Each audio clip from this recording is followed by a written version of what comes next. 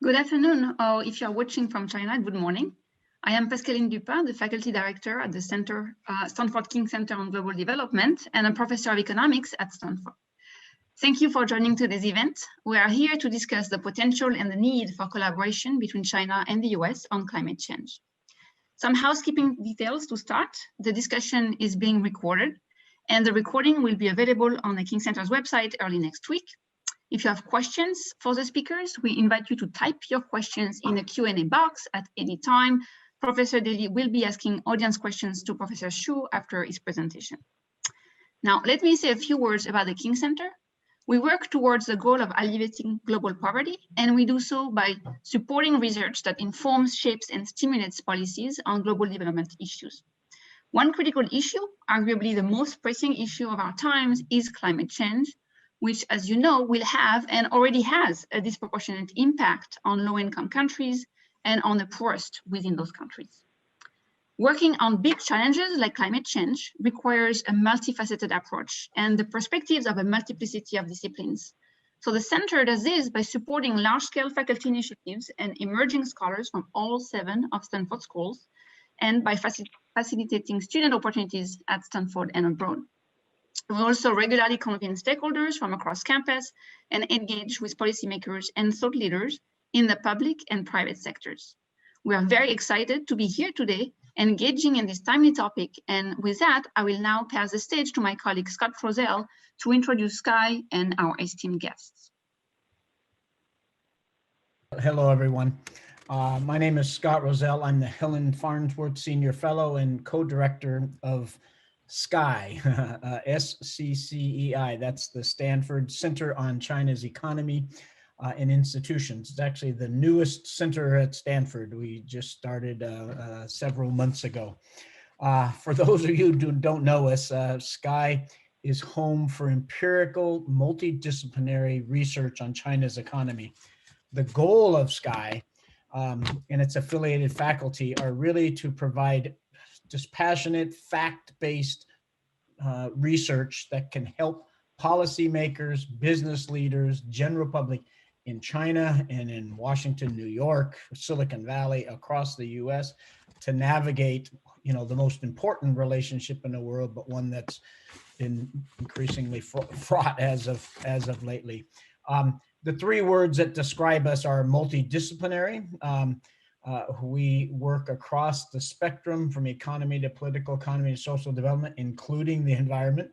We're multi-organizational. We have affiliates in all 7 schools also, but also with universities in China, with universities around the world. We're trying to create this relationship on academic basis that can help strengthen the ties between our countries. And finally, we're translational. We really want to talk to the business community and to the leadership in Washington, D.C. and Beijing. So with that, let me introduce the person that you really came to listen to today, our speaker, Professor Steven Chu. He's the William R. Kenan Jr. Professor of Physics, and he's also a professor of molecular and cellular physiology in the medical school of Stanford University. He's the chair of the board of American Advancement for the American Association for the Advancement of Science, and he's its past president. As most of you from the U.S. know, he served as U.S. Secretary of Energy, one of our most prominent secretaries of energy ever, from January 2009 to 2013. And Dr. Chu, I think, sure as everybody knows, was the recipient of the 1997 Physics Prize, Nobel Prize. I could go on and on about his many accolades and accomplishments, but I don't want to take time away from his presentation. But I want to do one more thing first. I want to introduce you our moderator for today before passing it over the stage over to Professor Chu. Gretchen Daly, a good friend of mine, a fabulous professor, is the Bing Professor of Environmental Science and the co-founder and faculty director of the Natural Capital Project at Stanford University. We could have a whole seminar on the Natural Capital Project, but her work focuses on understanding the dynamics of the change of the biosphere, the implications for human well-being, and most importantly, I think the deep societal transformation needed to secure people and nature. She engages extensively with governments, with multilateral development banks, with businesses, communities, and NGOs. And again, I could go on and on with her accomplishments, but without further ado, I'm going to turn the stage over to Professor Chu, and then Gretchen will moderate from here. Thank you very much. All right, so I want to talk about U.S. and China collaboration on climate change. Very, very quickly, the climate's changing from 1850 to 2020. The temperature has gone up. It has actually gone up by more than 1 degree centigrade since that time. We're seeing changes already. For example, this is a map of the water stresses around the world. And where you see orange and red, it's not a good condition. California is in the red part, as we in California all know. But you see that there are many places that are undergoing water stresses, but there's much more than that. We, with the water stresses, see increased droughts because the summers are hotter. We have heat waves. We see forest fires everywhere around the world, more crop failures, rising seas. So all of these could really create tens to hundreds of millions of climate refugees in the coming decades. And if you say that climate is exacerbated a lot of the refugees in the Middle East going into Europe, there's more of this. Here's some aerial views, not aerial, but of two cities near the coastline, the Pudong area of Shanghai and Lower Manhattan. It turns out about 10% of the world population lives within 10 meters of sea. Why is this significant? It's because if you look back historically in history, not a climate model, but just history, of where the sea level was in the last warm period, which is about a degree, certainly less than 1.5 degrees warmer than we are today, the sea level was 6 to 9 meters higher. How do we know this? It's because you can date when the seashell critters that live on the boundary between land and ocean were alive. And you have to look all around the world because sometimes land subsides, sometimes it rises.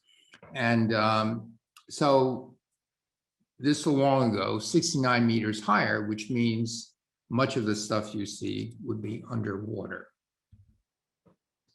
Now, the other thing I want to remind everybody is that what is relevant is not yearly emissions of greenhouse gases like carbon dioxide, but it's the cumulative emissions. And why cumulative emissions? Well, it's because,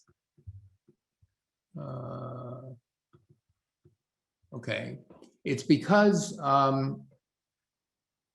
once CO2 is up in the atmosphere, roughly half of it gets absorbed pretty quickly between the oceans and land, roughly half and half. But the rest of it just circulates between oceans, land, and the atmosphere. And the expected time that half that circulates is about 10,000 years. Now that's uncertain. Could be 5,000 years, could be a little longer, but it's not 50 years, it's not 100 years. So when you start talking about what's going to happen in the future, if there's no way to get that carbon dioxide out of the atmosphere, don't think 2100, think 12100, you have to move the decimal point over. So for that reason, whether it's 1,000 years or 10,000 years, it's really cumulative that counts. And so this red line is the sort of the danger point that climate scientists say will begin to increase significantly the probability of going above 2 degrees. And remember, we won't even want to stay below 1.5 degrees. Although Yogi Berra did not say, oh, I have to remind you that most of these greenhouse gas emissions have occurred over the last 70 years, since about 1950. Yogi Berra didn't say this, but he could have. And what was said is if you don't change direction, you will end up where you're heading. And where we're heading at our current rate is to go through that line in about 20 years. All right, let me tell you about how we were collaborating with China in times past. As soon as I became Secretary of Energy, we started to look at how we could cooperate with China. And we started several things. One of them was China Clean Energy Research Centers on building efficiency, on carbon capture, and on advanced clean automobiles. My successor, Secretary Ernie Moniz, started another Clean Energy Research Center on water and energy technologies. And the lower right, you see what they were looking at: water reduction treatment, sustainable hydropower. On the left is me, many years younger, and having established this CERC with Wang Gong, who is the Minister of MOST, which is the Minister of Science and Technology. He's a very interesting and lovable character. I think he spent about 2 decades in Germany working for Audi, and he's the only and high-ranking official I know in China who's not a member of the Communist Party. He's a great guy, we made a lasting friendship. So those are some of the things. We also started what's called a Clean Energy Ministerial of about 24 countries that shared best practices. No yuan mandate, no quotas, no nothing. It's just sharing best practices, helping each other. And so these clean energy centers were joint research. And for the first time, we said if it's co-invented by China, and we worked out a patent agreement. Another huge breakthrough happened on the eve, really just before the Paris Climate Accord, where President Obama and President Xi Jinping got together. And it looked like it would be another standoff like in Copenhagen, but at the last minute, they said, look, we're going to agree to work together to sit, and China, even though a developing country at the time, said we will begin to make pledges, and they hailed this new era of climate cooperation as the best chance for saving the planet. Well, that was then. I also wanted to add that in addition to buildings and automobiles and carbon capture, I also knew by then that China was the world's leader in battery storage. This is my favorite battery. Let me explain how it works. It pumps water from under the ground to up to this water tower when the wind blows or the sun shines, and it's a couple 100-year-old technology, but it's still the best energy storage we have in the world today, by far. And if I look at pump storage around the world in 2014, surprisingly, Japan led the world in pump storage. What pump storage means is you've got a hydroelectric dam over here, and then below there's a pond, or vice versa. There's a holding pond up here, and there's a source of water down here. You pump water up a hill, that takes energy, but it's gravity, so you have potential energy. You want the power back, the energy back. You let it run through this turbine, run the other way, and you get electricity. Surprisingly, pump storage can be over 80% round trip efficient, which is actually better than the utility scale flow batteries that we have today. Not as good as a lithium ion battery, but certainly better than the flow batteries. 2014, Japan led with 27 gigawatts and roughly equivalent gigawatt hours, twice that. United States was second, China was third. So here's China. And by 2020, which is now, they added a bunch more. And so now they're the world leader in pumped storage. And by 2030, they're talking about another 90 gigawatts. So they would be equivalent of the rest of the world combined. And so what they do have is a series of dams, mostly in southwest China. They have incredible wind resources in northeast and northwest China. And I've been actually talking to them, trying to link up these wind resources. If you can't use the electricity, route it to the dams and pump water up a hill. Anyway, all right, so what's happening? Well, what's happening is that there's some storm clouds that have come on the scene. U.S. and China see each other as global economic competitors and also in strategic influence around the world. And it's not only become a competition, I might say, that it's really going towards, unfortunately, a Cold War mentality. Also, it is known that the Chinese government has helped commercial companies in cyber theft of intellectual property. And this is very disturbing. All companies try to steal from each other, but usually the governments stay out of it. And so then the question is, with this growing mistrust, how can we collaborate to combat climate change? And I'm going to talk a little bit about this, but I'm really going to talk about, I'm going to turn the clock backward and talk about a speech I gave in November of 2010, at the end of November. And it was to the Washington Press Club, and I entitled it, "Is the Energy Race Our New Sputnik Moment?" So let me take you back to what I'm talking about. For those of you who were younger, you may not remember, but or you weren't born then, so you probably definitely don't remember.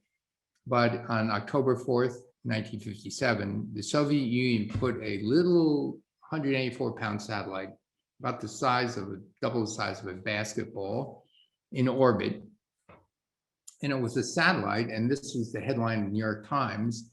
And you could actually see, when the light is right, a view from Sputnik from Earth taken. And this satellite was flying over the globe and circling many areas, including Earth.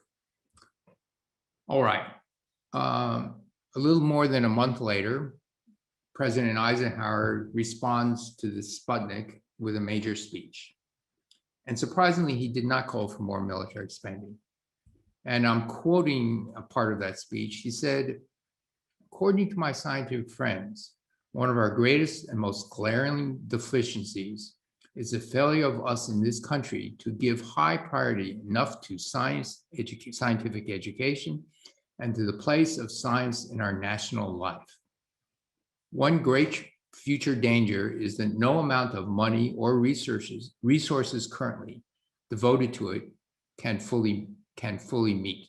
Education requires time, incentive, and skilled teachers. They believe that a second critical need is that of giving higher priority, both public and private, to basic research." Amazing. He wasn't calling for more spending on rockets. And what happened with that speech is it created a huge investment in training young people to become scientists. I was 9-year-olds in 1957, benefited from all the investments given to grade school, high school kids, college kids, to invest in science education in the United States to train a new corps of U.S. scientists. All right, so that was the Sputnik moment. So I'm in the middle of my speech, by the way, of November 2010.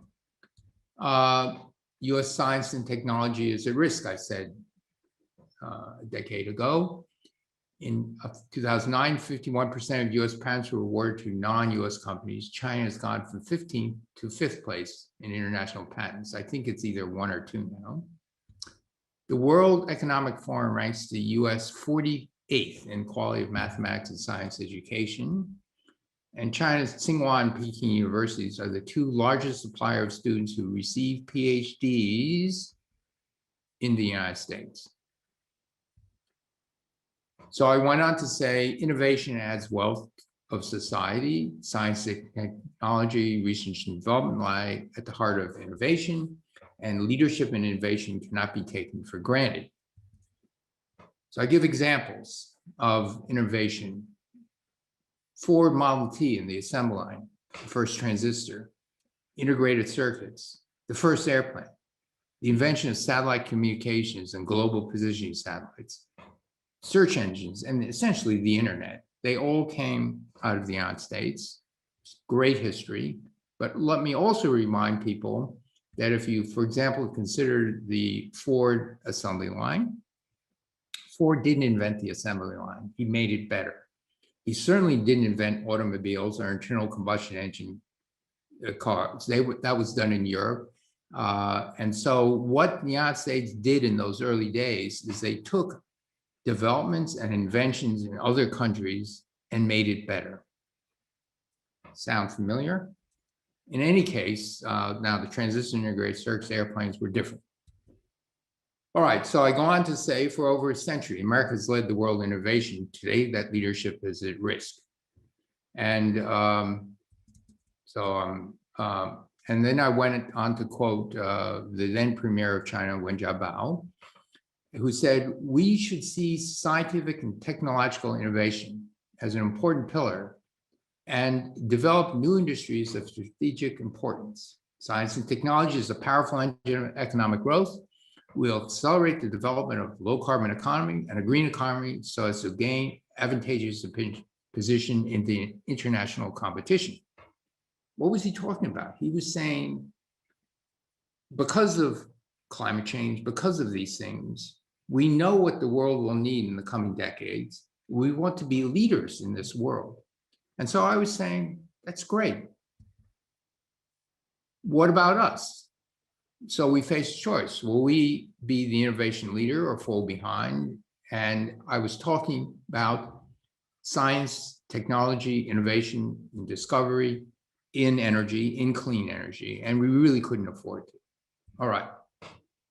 But I also wanted to say there are differences between the Sputnik event of 1957 and today's Sputnik challenge. We were in a really serious Cold War with Russia. There was virtually no communication between countries. We did not know each other. And so while we're competing for leadership in energy innovation, we actually have much to gain by cooperating with China, India, and other countries.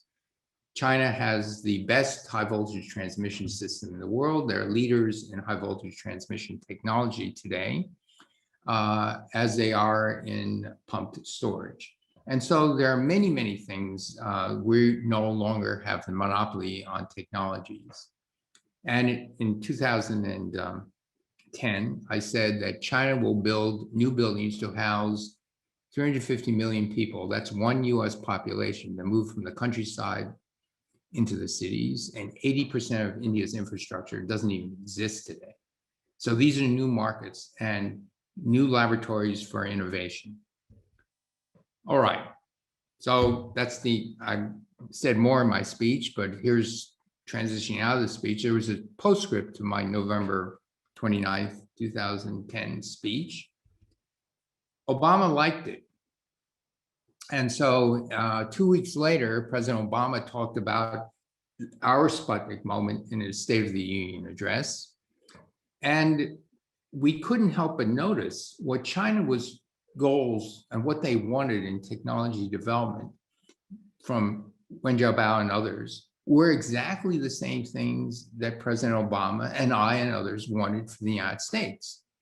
So its goals were exactly the same. And then the other thing that we were afraid of, the way to respond to a challenge is to be constructive about it. And we were also afraid that US investment in science, education, and R&D was going up, but China's was going up much faster. And so in this graph, I show that what has happened between 2000 and 2000, I think it goes to 2017.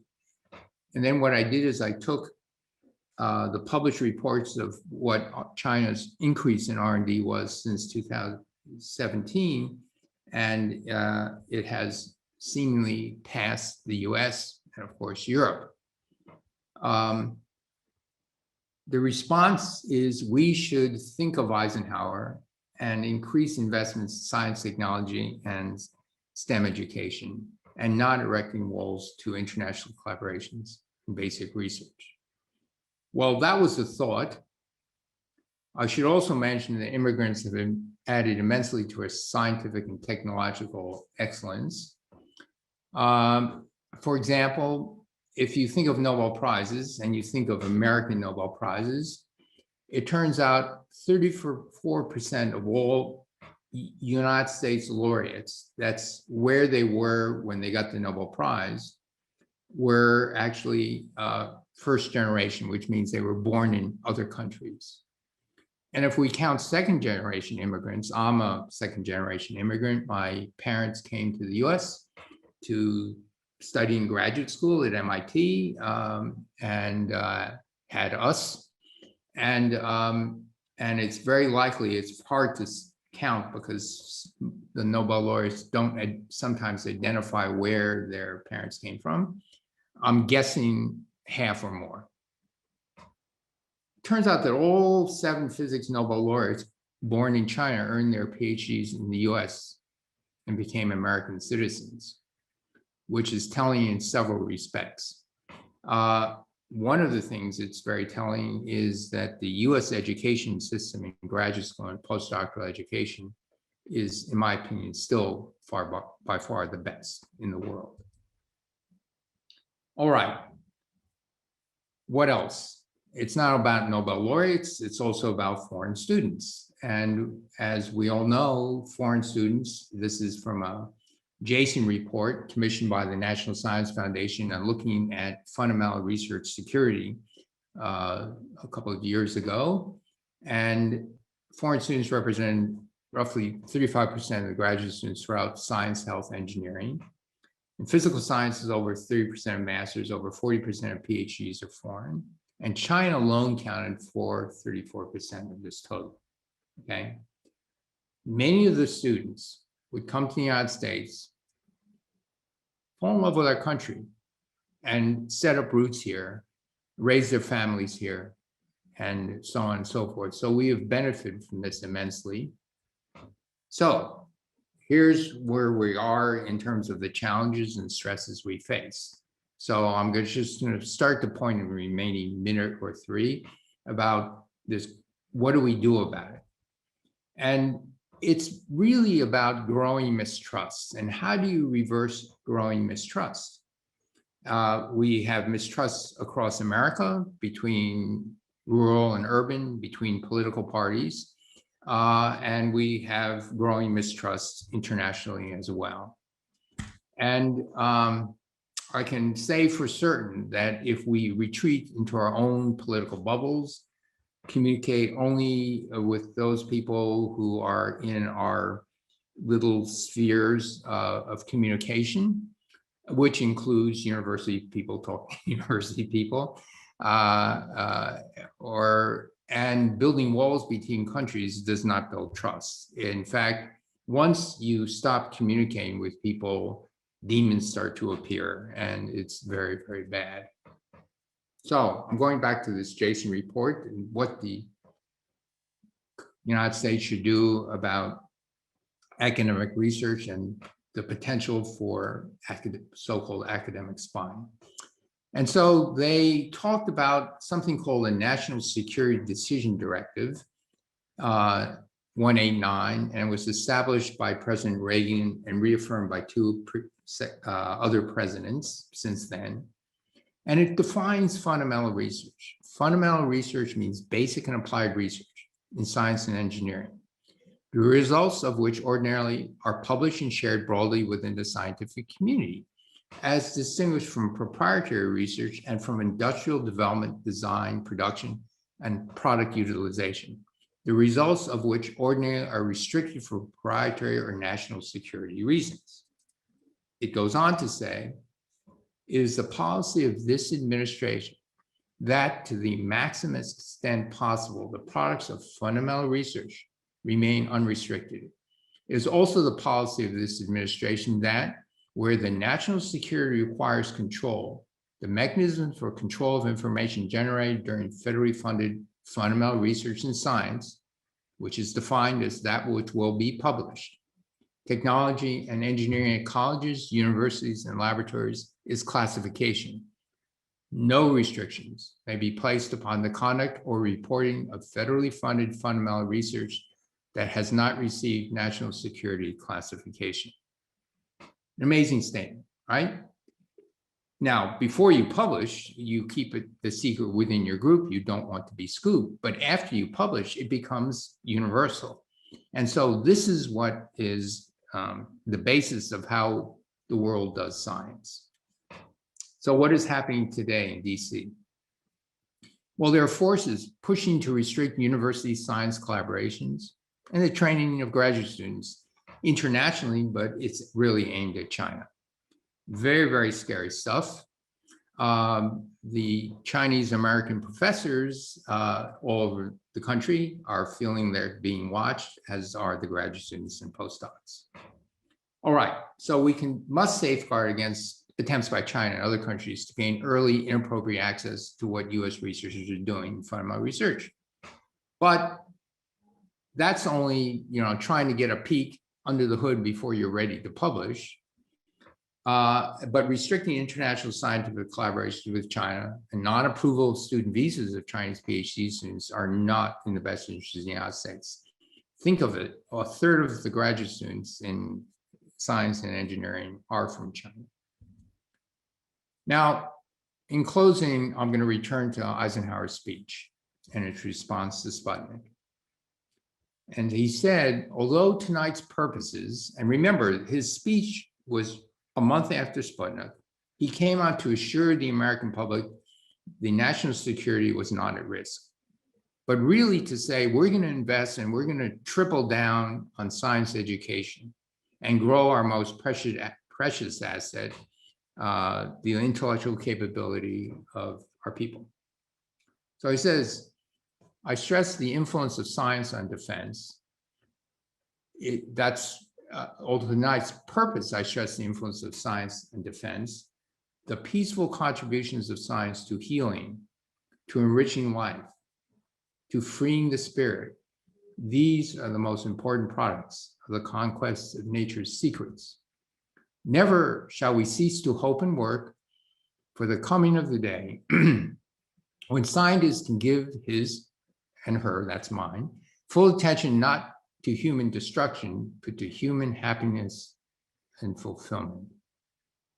What an amazing speech. In 1895, Alfred Nobel signed his final will, leaving his entire estate to endow, quote, prizes to those who during the preceding year, it's been relaxed a little, have conferred the greatest benefit to humankind. He said mankind, so it's a little edit. What am I talking about? Opus and honest collaborations in science is needed. It's needed to maintain trust, to nurture international trust, and it was a line of communication. Even in the darkest days of the Cold War with the Soviet Union, there were backdoor channels so we didn't blow each other up. Today is different. Many people in China have been educated in the United States. Many of us have friends and colleagues and know each other as they know us. We do not want to throw this away. And with that, I'll stop and decide what to do next. So I go stop share, and that's it. I think I was even within time. That was beautifully done. Can't thank you enough, Steve, for sharing those really moving reflections, as well as the, the sort of factual, intellectual, rational argumentation, the side of humanity that really is led by the heart is what we need to bring to the fore now, while we make our rational strategic plans. And you sure said it beautifully. We've got a lot of people listening, over 550. Wow. Many people are submitting questions, and I'm going to have some help here in moderating a discussion that will be really led by questions coming from the audience. But maybe I'll take the privilege of moderator while some of these questions come in and get more organized. Just to tee off with something, I happened to do my postdoc with another physicist, John Holdren, who really helped. He devoted a lot of his life to keeping the peace with the Soviet Union during the Cold War, and played a lead role in what were called the Pugwash conferences that won the Nobel Peace Prize some years back for maintaining the kind of trust, the connections, the way you describe your friendship with the person now heading the Ministry of Science and Technology in China. And I'm sure many of the people engaged in the conversation here today have such friendships and share the perspective you're offering. And I just wonder if you could maybe elaborate a little bit more on what we might do as a community within our own institutions, whether based here at Stanford or many participants are coming from the community nearby and community all over the world. What can we do as individuals to help convey the message that you have laid out so beautifully? And what are the different roles that people can play, whether in academia or as thought leaders or possibly in companies or just influencing the U.S. stance and lowering the temperature and opening up more conversation on this pathway to opening and really securing a deeper trust? Okay, great question. So this is a physicist's view of how you build trust and not. You build trust by doing things together that may have nothing to do with what you're supposed to be doing. And by that, I mean the following. If you look at members of Congress, in the olden days, they all used to live in DC, most of them, and they would send their kids to schools in DC, and they would meet each other, not across the aisle in Congress, but in soccer games and band and things like that. And so you end up getting to know different sides of people in a very much more natural setting.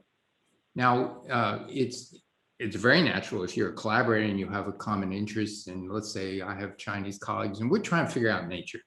We want to understand nature, and ultimately someone over there might have an idea and I say, that's great. Or someone over here might have an idea, they'll say it's great. And we no longer have a monopoly on these things. But a lot of it begins, and we talked before the show started about amateur athletics when in high school, and really goofy things. And so I think you build trust by spending some time with each other, not taking formal roles and positions. That's number one on my list. But just this idea of spending time together, there's an ancient tradition in cultures. You eat together and you drink together. And what does that have to do with science, diplomacy, business, you name it? You breaking bread together is a way of doing something everybody does, and you let down your guard. And so those are the things. It's small stuff, but it's, in the end, it is personal trust that makes the world go. Really well said, and certainly harkens as well to what was reported a lot in the obituaries of George Shultz, saying that over the arc of his long career, the moments when magic happened and great things got done were moments of trust, where people were together in the kind of natural setting you're mentioning. Let me turn to a couple questions just to get going from the audience. So I'm going to pick up on one from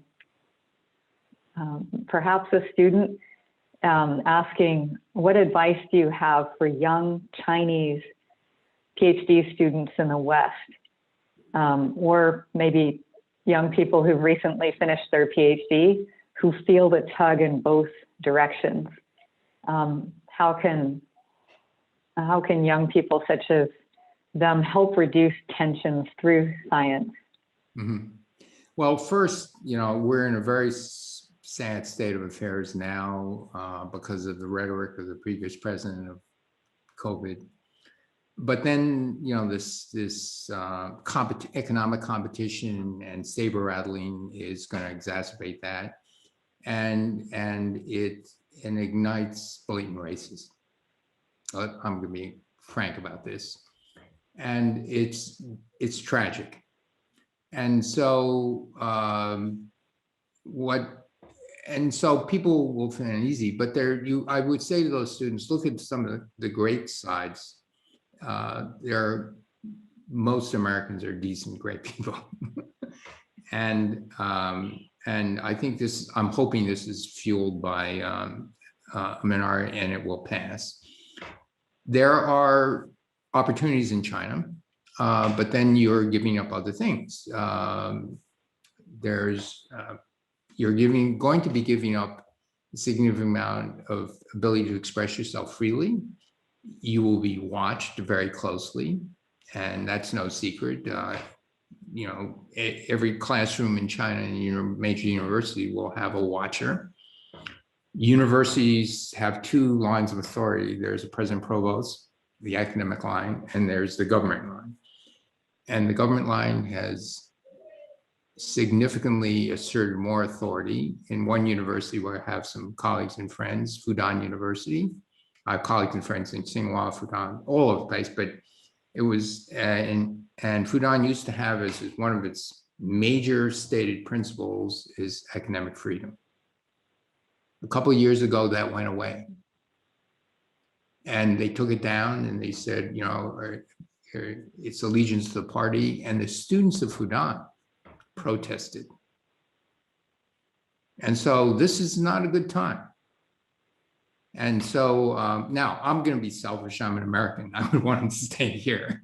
but I could easily see these tugs. I'm selfish. I'm American. I was born here, which is the other good thing about the United States. By the time you're second generation, you're accepted. If you're in Europe, you could be fifth generation. You can be fifth generation born in Switzerland, and you can't even have citizenship, right? You have to run for election. So it's a very different thing. So there are good and bad things in both places. You have to. It's opportunity. It's how you value things, and it's a difficult choice. I might say that 30 years ago, the choice was easy. There was much more opportunity in the United States. We were pouring in money for science education and things like that. And so you come from abroad and you say, my gosh, this is great. The opportunities were in the U.S. and the appreciation for science was there and everything else is there. The appreciation for science has just gone a little bit low, but it's still fundamentally there. I'm going to be an optimist. But these are difficult choices. And I have to say, I had one postdoc who was going to postdoc with me for a couple of years. And she just got so scared. And she said, I can't stand it. Trump is going to get reelected. They're and I said, no. They're not looking at you. Just do your work. I'll protect you. They're looking at me. But she said no. So she took a faculty position in the Chinese Academy of Sciences in China. She had a faculty offers in the U.S. She said, I can't stand it. This is tragic that people leave because they're afraid of what the government or people in the United States would do. Very tragic. And so I'm doing what I can quietly behind the scenes to lower the temperature. There are people on both sides of the aisle in Congress who know we're not shooting ourselves in the foot. It's closer to the head with our current policies.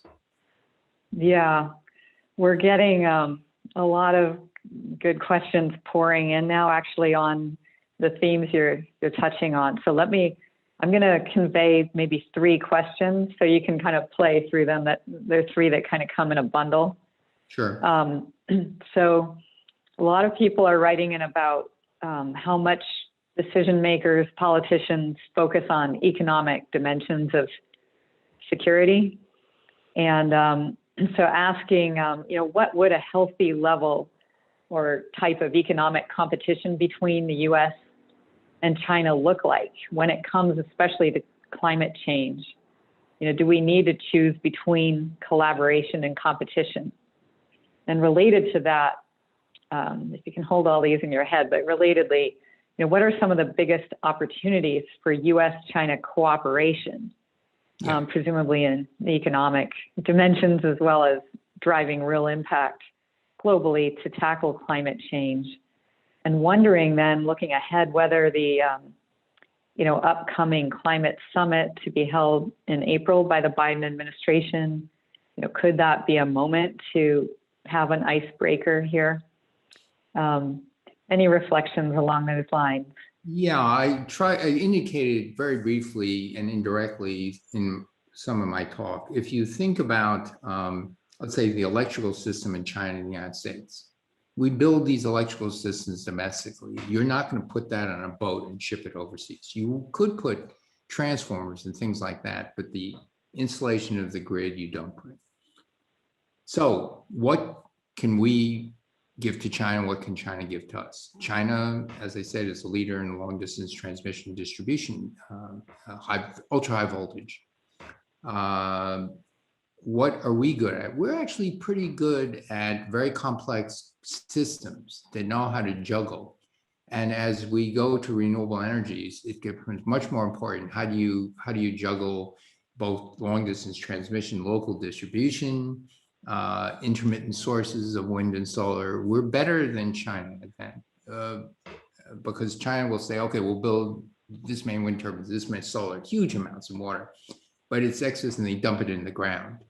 The United States is economically driven in very different ways. No generator of electricity wants to dump the energy into the ground. And so they're economically motivated. That's different than a large state program. But China is willing to experiment much more than the United States. And so I can see huge benefits. Building efficiency, similar. Building smarter cities, similar. Right? These are things that I see very little competition. Automobiles now, EVs, intense competition. But that's true not only of China and the United States, it's true of the United States and Europe, and everywhere. So certain things like battery technologies, how you integrate it into EV. Now, most of the batteries today for EVs are built, guess where? In Asia, and the lion's share in China. I'm an advisor to a company that used to make semiconductor, it still does, it's a leader, it's called Applied Materials. It makes semiconductor technology for the most advanced chips. TSMC, Intel, Samsung, they all buy from this company in the United States. This is the last jewel we actually have. Is with the equipment that makes stuff. Now, they used to sell solar factories to China, and then Chinese would buy them. They would turn them upside down. They would look, we can do this. And they started building factories that Applied Materials was building, except just as good. And then they started tweaking, making them even better. So Applied Materials said, we can't do that anymore. So we can't sell factories anymore. We got to sell stuff. And so they're making great advances in semiconductors and batteries, and they want to sell stuff. But they also realize that not only does China, but other companies. Oh, by the way, industrial espionage is not. China didn't invent this. There's an industrial espionage that goes all around the world, and it's most intense within companies in Silicon Valley, if you actually want to know. If you want to steal someone's secrets, you'll go hire that person. And as a good friend of mine, Jensen Huang, who is the CEO and founder of NVIDIA, which is a big gaming company. By the way, you may not know, NVIDIA worth on the stock market is worth more than Intel today. Founded by a Chinese immigrant, I think from Taiwan, okay. and I was talking to him about this security and what are the issues, and he, maybe a month or two ago, I was on the board of NVIDIA until I took my valve property and joined this energy department, so I had to resign. But I got to be friends with Jensen. He said, well, you know, there's nothing really you can do about this because we outlawed slavery long ago.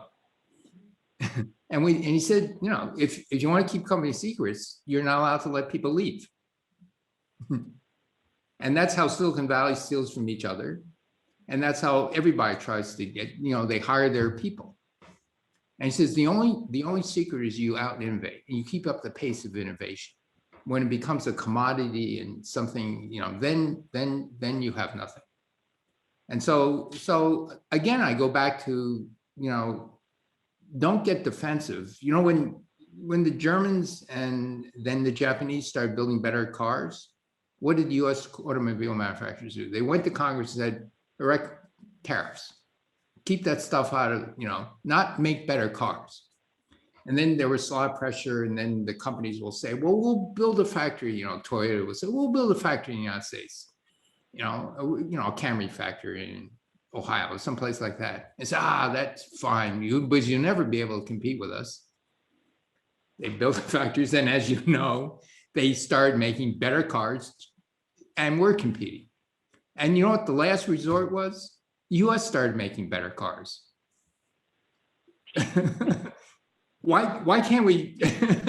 You know, it's what Churchill said. You know, invariably, the United States does the right thing after exhausting all possible alternatives. Good one. Okay, well, let me ask you one last thing, and just for kind of a closing moment here, that you've covered a lot of what people have written in on, and really beautifully. But here's a last thing in terms of the U.S. doing the right thing as the last resort. Apparently, I didn't see it yet, but Tom Friedman published a column today in which he explicitly lays out how it's internal polarization in the U.S. that, you know, and the misinformation wars that have handed China a massive strategic advantage in this competition that we've got going. And the question is about, you know, the linkage between internal and external mistrust and what an insoluble or tricky problem that poses. How can we rebuild trust with China when there's such forces devoting to stoking this mistrust within? Maybe a closing reflection on that, and then I'll draw us all to a close and say how we can head off in a little further conversation in small groups. Yeah, I mean, this is a great observation. It was essentially what I was talking about in half of my talk. Yep. Because there's such mistrust among Republicans and Democrats. And then one side says, we're going to make an enemy of China, an external enemy. Lots of people capitalize, you know, a Cold War enemy is good because it takes people's minds away from solving their own problems. They also want to make internal enemies. You know, this is out of a playbook from Nazi Germany, and maybe you're just not only a century ago, but you know, long time ago. And you make enemies, and the idea of you getting ahead by making an enemy is crazy. Okay, there are certain things, like I said, you know, you want to guard proprietary company secrets and batteries and things like that. Fine. But there's so many things you can benefit with of common markets and know-how. Again, China is rapidly developing scientifically. And even if you're a little bit ahead, you know, there's no guarantee you stay that way. And it's just this open, okay, we're going towards a common goal. What's the enemy? The enemy is us in climate. Okay, this is what we gotta be focusing on. You know, that's the 800-pound gorilla that's gonna really make things miserable for everybody. And so of those things, anywhere you can say, there's no, you know, this is ridiculous. you can get together in so many areas for climate. The other thing is, you have to parse it. There's the difference between academic, educational, and industrial, and military, right? These are a wide gamut of things. And so I think wise people will recognize this difference. But when stoking the fears and in this polarization and internet stuff, other people want to cover it up. That is a really key note to end on, and actually gives us a launch pad into these discussions. So let me first off, really thank you for making time for this and all your expertise, technical and all these different areas, expertise in leading the U.S. in kind of science and technology and energy. And just thanks for joining all of us today.